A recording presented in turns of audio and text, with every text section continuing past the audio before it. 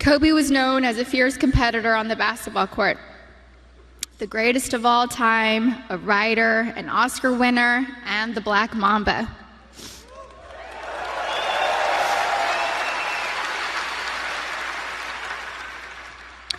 But to me, he was Kobe, my boo-boo, my baby, my papi chulo.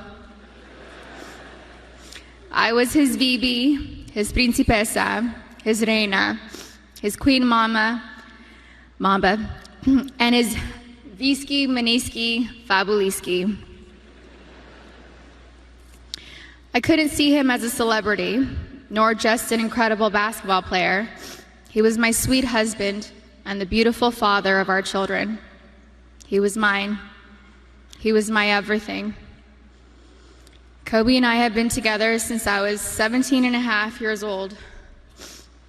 I was his first girlfriend, his first love, his wife, his best friend, his confidant, and his protector. He was the most amazing husband. Kobe loved me more than I could ever express or put into words. He was the early bird, and I was the night owl. I was fire, and he was ice, and vice versa at times. We balanced each other out. He would do anything for me. I have no idea how I deserved a man that loved and wanted me more than Kobe. He was charismatic, a gentleman. He was loving, adoring, and romantic. He was truly the romantic one in our relationship and looked forward to Valentine's Day and our anniversaries every year. He planned special anniversary trips and a special traditional gift for every year of our marriage. He even handmade my most treasured gifts. He just thought outside the box and was so thoughtful, even while working hard to be the best athlete. He gifted me the actual notebook and the blue dress Rachel McAdams wore in the Notebook movie. When I asked him why he chose the blue dress, he said it was because it's a scene when Allie comes back to Noah. We had hoped to grow old together like the movie. We really had an amazing love story. We loved each other with our whole beings, two perfectly imperfect people, making a beautiful family and raising our sweet and amazing girls. A couple weeks before they passed, Kobe sent me a sweet text and mentioned how he wanted to spend time together. Just the two of us, without our kids, because I'm his best friend first. We never got the chance to do it. We were busy taking care of our girls and just doing our regular, everyday responsibilities. But I'm thankful I have that recent text. It means so much to me. Kobe wanted us to renew our vows. He wanted Natalia to take over his company, and he wanted to travel the world together. We had always talked about how we'd be the fun grandparents to our daughter's children. He would have been the coolest grandpa. Kobe was the MVP of Girl Dads, or MVD. He never left the toilet seat up.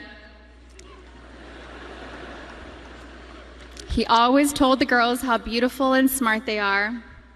He taught them how to be brave and how to keep pushing forward when things get tough.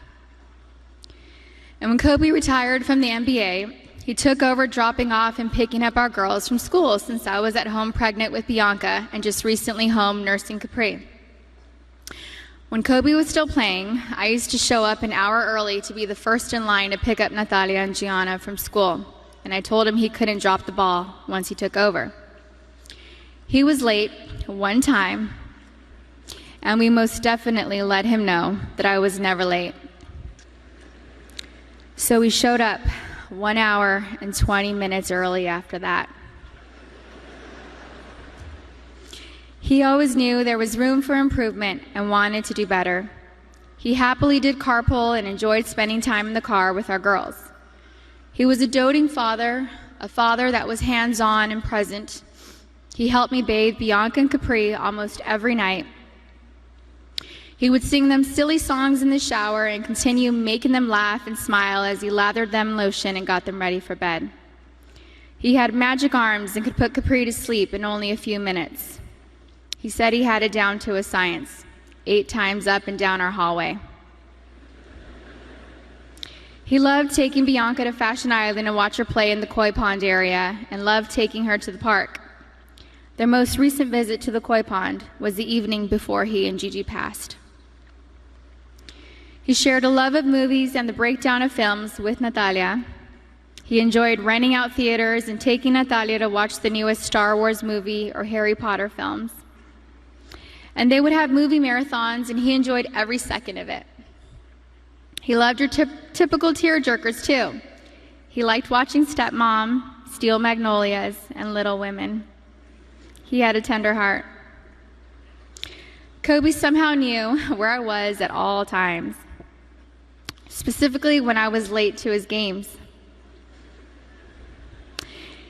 He would worry about me if I wasn't in my seat at the start of each game, and would ask security where I was at the first timeout of the first quarter. And my smart ass would tell him that he wasn't going to drop 81 points within the first 10 minutes of the game.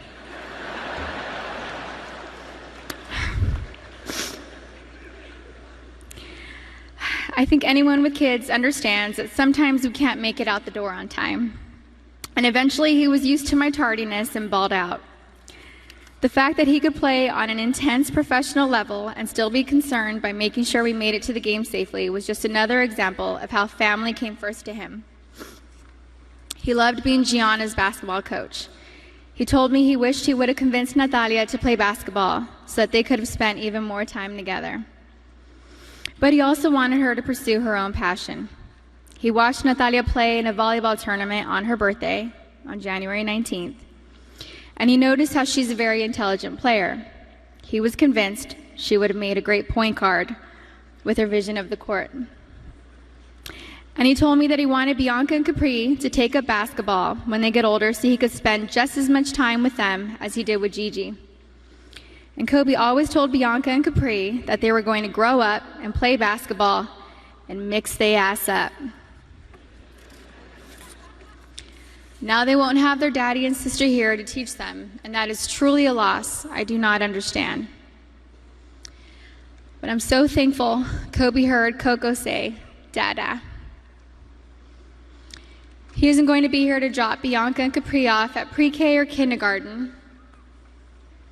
He isn't going to be here to tell me to get a grip V when we have to leave the kindergarten classroom, or show up to our daughter's doctor's visits for my own moral support. He isn't going to be able to walk our girls down the aisle or spin me around on the dance floor while singing PYT to me. But I want my daughters to know and remember the amazing person, husband, and father he was. The kind of man that wanted to teach the future generations to be better and keep them from making his own mistakes.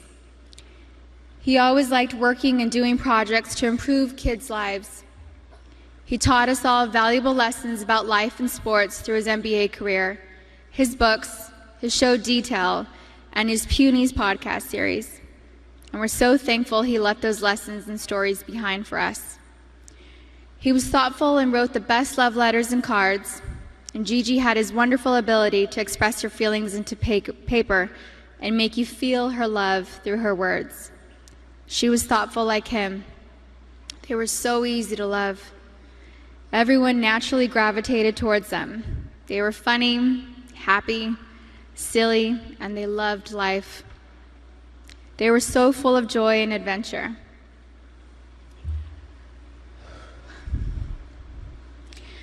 God knew they couldn't be on this earth without each other.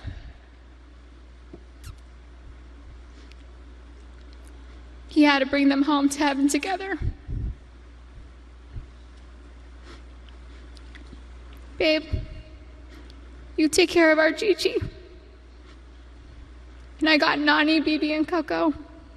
We're still the best team. We love and miss you, Boo Boo and Gigi. May you both rest in peace and have fun in heaven until we meet again one day. We love you both and miss you forever and always. Mommy.